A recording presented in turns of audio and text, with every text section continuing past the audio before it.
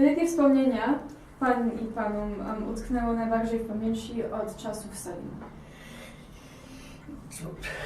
Jest bardzo trudno odpowiedzieć na tak sformułowane pytanie, dlatego że tych wspomnień to my mamy bez liku. Bez liku po prostu wiele. To wszystko, z tego wybrać jedno, dwa, trudno, tak, no ale powiedzmy, spróbujmy to jakoś zrobić.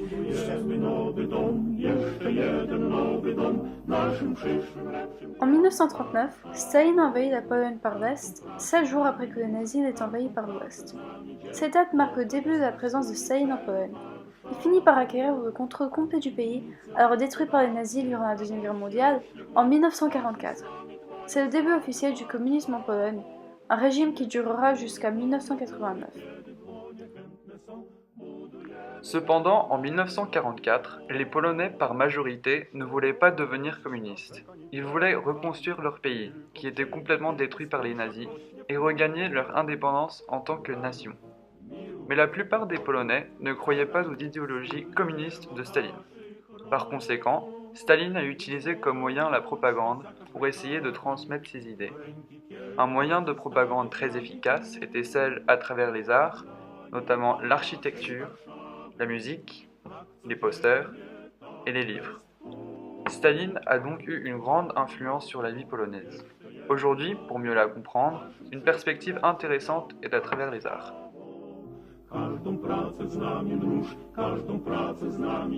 A jak pani pamięta Stalina?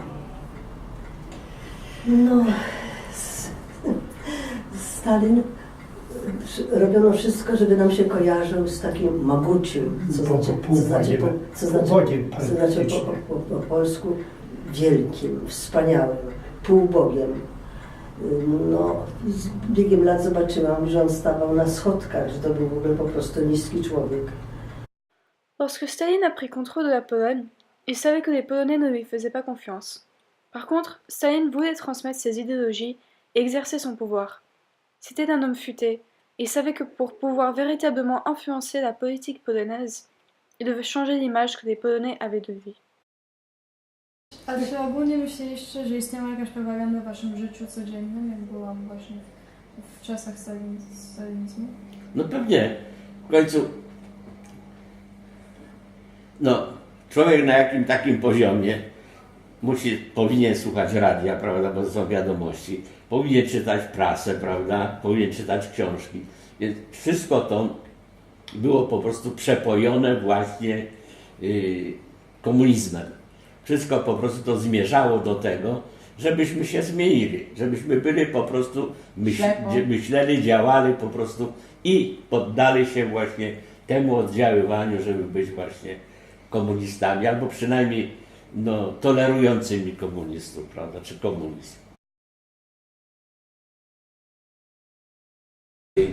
Pojawiły się po prostu propagandowe różne, no teraz to można nazwać tabloidy, prawda, takie powiedzmy wielkie wizerunki, na których występował towarzysz Stalin w pięknym mundurze, prawda, i z takimi hasłami w rodzaju, prawda, ze Stalinem, prawda, wszystko najlepsze, życie, prawda, w Związku Radzieckim, czy przyjaźń ze Związkiem Radzieckim itd. Les affiches dans les lieux publics donnaient donc une image de Staline, d'un homme de famille, intelligent et cultivé. D'après les affiches, c'était une figure paternelle de la Pologne, de manière générale. De même, Staline savait que les arts avaient une énorme influence sur la manière de penser de la population, donc tout était fait pour que les Polonais pensent que Staline était un homme sensible et artistique. Des connotations et des fausses histoires sur Staline dans l'art étaient inventées, car l'homme en vérité ne connaissait pas beaucoup dans le domaine artistique.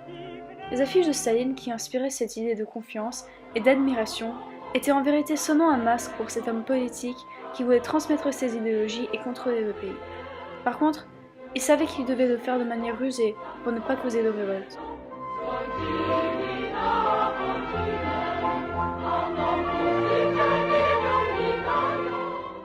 Lorsque Staline est arrivé en Pologne, la majorité du pays était complètement anéantie par la Seconde Guerre mondiale.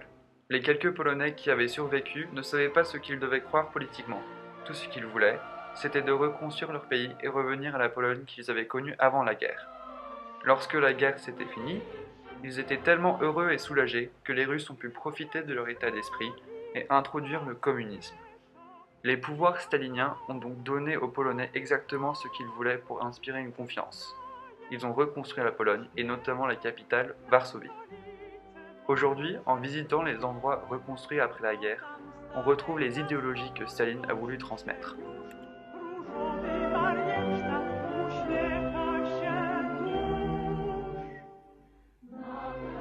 Par exemple, les bâtiments construits pour les habitants étaient tous exactement pareils. Même en regardant ces appartements maintenant, on retrouve les idéologies exactes du communisme. L'égalité, le partage et la petite richesse pour tout le monde.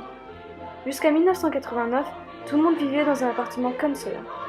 Par contre, certains avaient plus de place et plus de chambres que d'autres, parce que comme a dit Orwell dans son livre Animal Farm, dans le communisme, tout le monde est égal, mais certains sont plus égaux que d'autres. En se promenant dans les endroits publics de Varsovie aujourd'hui, on remarque vite l'omniprésence de statues communistes. Les statues sont sculptées de manière qui, de première vue, pourrait rappeler l'art gréco-ancien et la représentation des dieux de l'Antiquité. Cependant, les statues sont seulement des statues du prolétariat parfait, du travailleur, de l'homme polonais que Staline voulait. Ces hommes simples, des travailleurs, sont donc présentés comme des dieux cultivés, intelligents et égaux. On retrouve beaucoup de ces statues autour d'un monument principal de Varsovie, qui s'appelle le Palais de la Culture, ou Pałac Kultury en polonais. Pour inspirer la confiance du peuple, Staline voulait offrir un cadeau. Il a donc donné le choix aux Polonais, soit d'un système de métro à Varsovie, soit un palais. Les Polonais ont donc choisi le palais, un endroit où chacun pouvait se sentir riche. C'est alors devenu le Palais de la Culture, un endroit où chacun pouvait prendre des cours artistiques, par exemple de musique ou de dessin. L'idée générale de ce monument était que chaque membre du prolétariat, de la société, pouvait vivre dans un palais extravagant. L'architecture polonaise montre donc encore aujourd'hui les idéologies de Staline et du communisme. En reconstruisant le pays, Staline a profité de l'état d'esprit heureux d'après la guerre des Polonais pour transmettre les idées du communisme et faire de tout le monde, notamment la jeune population, des parfaits membres du prolétariat.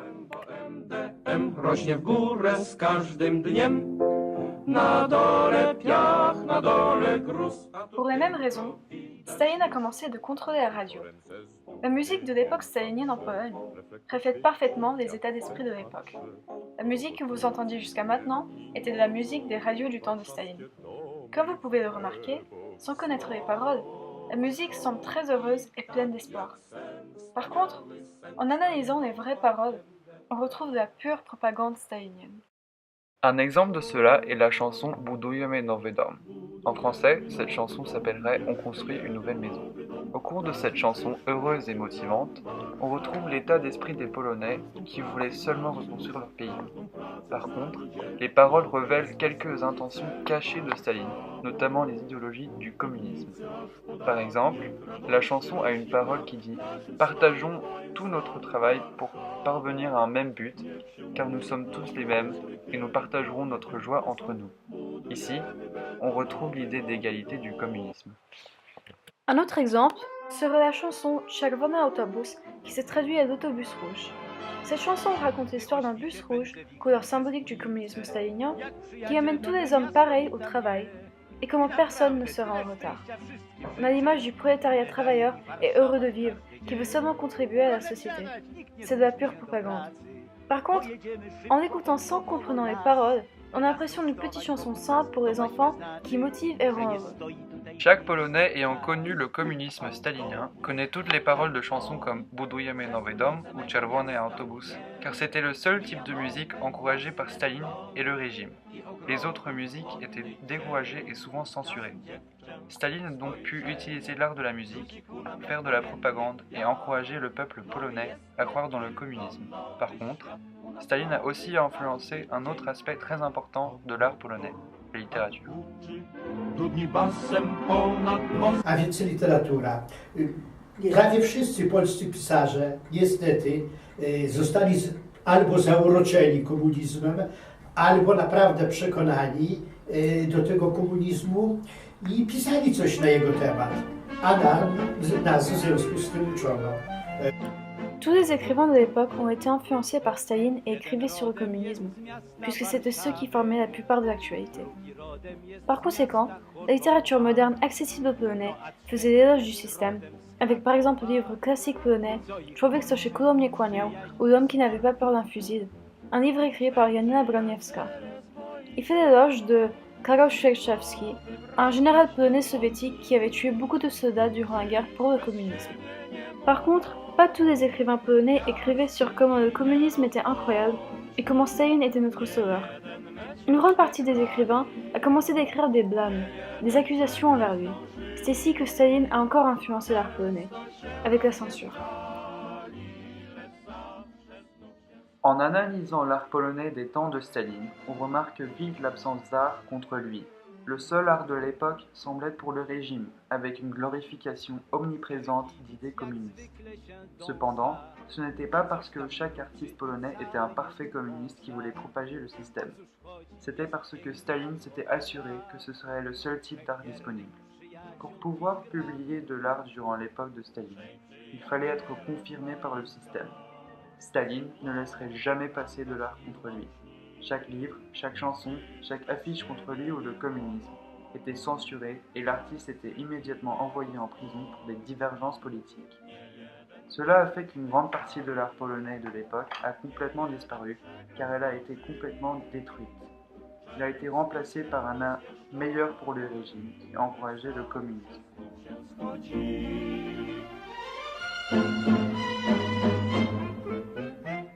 Staline a influencé l'art polonais en censurant et interdisant la production d'art qui était anticommuniste et en encourageant tout ce qui était pro-communiste. L'art polonais durant Staline, qui reste maintenant, est purement de la propagande, notamment à travers des affiches dans les lieux publics visant à changer l'image que les Polonais avaient de Staline et du communisme, l'architecture de la Nouvelle-Pologne construite par Staline avec Varsovie couvert de statues et de messages communistes, la musique dans les radios qui traduisait l'état d'esprit heureux des Polonais de l'époque, mais aussi de la propagande communiste, et la littérature qui faisait l'éloge d'hommes communistes pour pouvoir influencer la population. Le reste a été censuré et complètement supprimé. A czy Stalin zmienił wasz sposób życia w tym czasie? W codziennym życiu? To znaczy, no sobie, no musieliśmy czytać książki, które przypominały średniowieczne apokryfy. Apokryfy to były takie utwory wychwalające świętych z średniowieczu. Więc musieliśmy czytać takie wiersze, musieliśmy czytać takie książki, musieliśmy słuchać takich piosenek.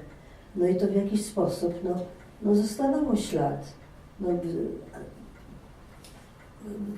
Na przykład mobilizowało do myślenia, a może jednak on rzeczywiście jest genialny, ale druga myśl, nie, no to jest po prostu ohydna propaganda. Także byliśmy rozdarci wewnętrznie.